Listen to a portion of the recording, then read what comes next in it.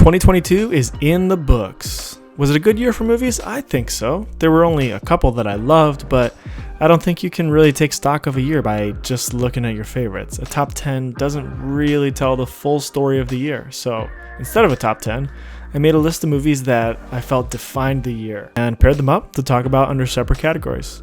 Let's start with the two biggest movies of the year. Even if you're not a movie person, I'm sure you saw these two.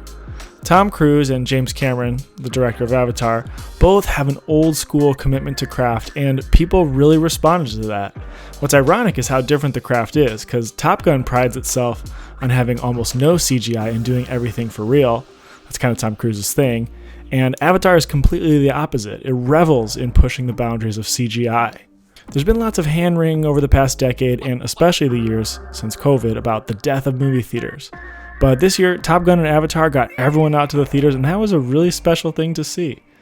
These were both awesome theater experiences, and it appears that they do still make them like they used to.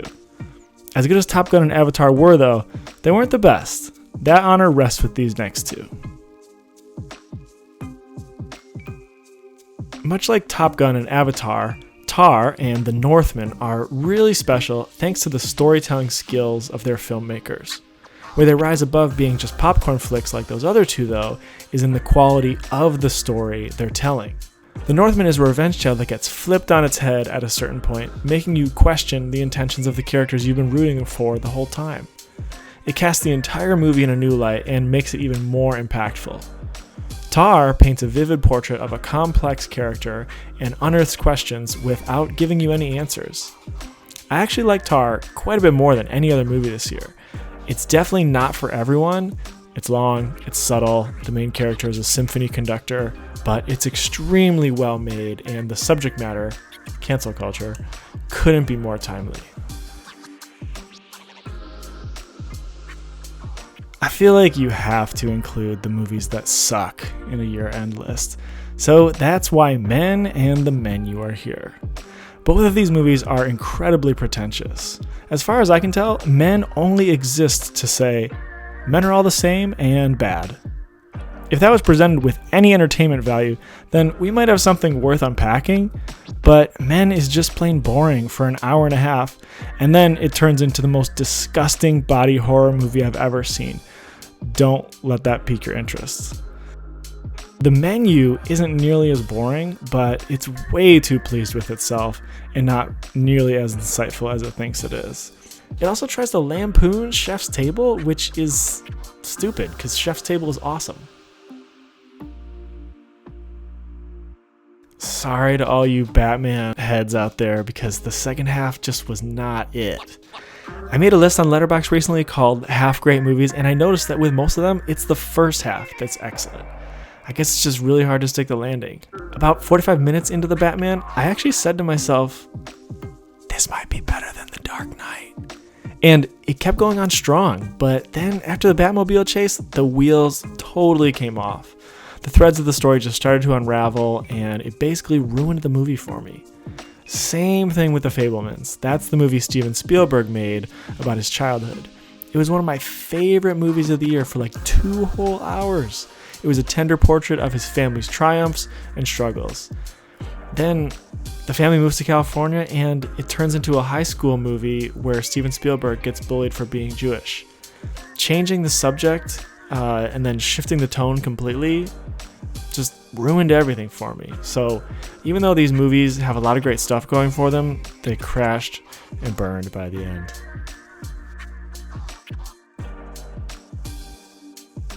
Alright, time for a superhero movie check-in. How did they do this year? Every year we're pumping out superhero movies, and even though I'm tired of them, I keep going to see them. This year though, they were especially bad. I think it will go down as one of the worst years for the MCU ever, actually. Thor was so bad that people actually criticized Taika Waititi, who before this was universally beloved. Doctor Strange was a total snooze, save for the one scene where Scarlet Witch kicks the Marvel Justice League's ass. They're called the Illuminati, but I refuse to call them that. Black Panther was the only good one this year. Actually, quite good. It was my favorite movie featuring underwater blue people. But yeah, not a great year for Marvel. And then there's Black Adam. Not the MCU, but yeah, it was bad. It wasn't as terrible as I expected, but The Rock just cannot do dramatic scenes. Also, I think it's funny how Black Adam has been canceled from having any more movies, and everyone made the same joke about the DC Universe's hierarchy of power remaining the same. I'm just not seeing what other people are seeing with these movies. But they're too beloved for me to ignore this recap. For someone else, these would be the movies that defined their year. Especially Everything Everywhere All at Once. It's the front runner for freaking Best Picture, and I didn't get it at all. First off, the humor was not for me. But second, the movie is about the pitfalls of nihilism. Good. And then it says that the true meaning of life is kindness, which is kind of where they lose me. And then Nope just wasn't all that. The concept is neat, I guess, but the creature's physical design honestly lacked imagination for me, which I know is a really hot take. I also just couldn't wrap my head around why the characters couldn't get a picture of the monster. Taking photos is easier than ever these days, so how was that a huge challenge? And how is that the main goal of the film anyways? Just getting a photo. Who cares about that? I don't know. These just weren't for me, but honestly, I am happy that movies came out this year that people are really passionate and enthusiastic about.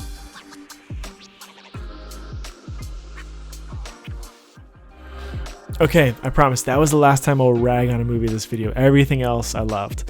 Both of these movies came as a total surprise to me, but Barbarian just came out of nowhere. I'm not a big horror guy, but I heard some good things about this movie, so I gave it a try, and it was one of the most memorable experiences I had at the movies all year. I won't get into the plot, I'll just say that Barbarian really goes for it. There's plot twists, lots of shifting the tone and changing the protagonist. This movie throws a lot at the wall, and almost all of it sticks. The Lost City isn't nearly as gutsy, but it just knows what it is and executes super well. It was one of the funniest movies of the year, and I was happy to see this with a theater full of people. I haven't heard anyone talk about this movie since it came out, but it's a guaranteed crowd pleaser thanks to a great concoction of humor and pathos. I don't really have a category for these ones, but I just couldn't talk about the year without mentioning them. X and Pearl are parts 1 and 2 of a horror trilogy, and I just thought it was neat how they both came out in the same year. The third movie actually comes out next year. I'm pretty excited for that now.